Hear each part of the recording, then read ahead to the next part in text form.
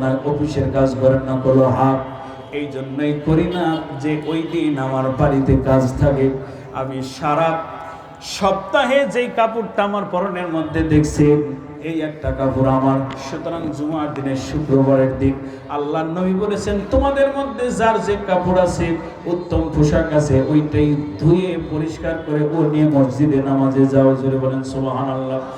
এইটা করার জন্য আমি এই একটা চাদর আমার গায়ে, এর থেকে কোনো চাদর নাই, এই চাদরটা আমার গায়ে দিয়ে আমার এই পোশাকটা ধুয়ে দেয়, আর এই পোশাক যখন শুকায় ওইটা পরে আমি নামাজে যাই। 3 নাম্বার কারণ হলো, আপনি নাকি সন্ধ্যার সময় ঘরে গেলে আর বাহির হন না, মানুষ ডাকলে আর আপনি বাহির হন না। বললেন হ্যাঁ, আমি সারা দিনের কাজ করি, দেশের কাজ করি, আল্লাহর কাজ করার মতো কোনো সময় নাই বলে আমি সারা রাত আল্লাহর গোলামিতে কাটা দিই। জোরে বলেন আল্লাহু আকবার। 4 নাম্বার কারণ, আপনি নাকি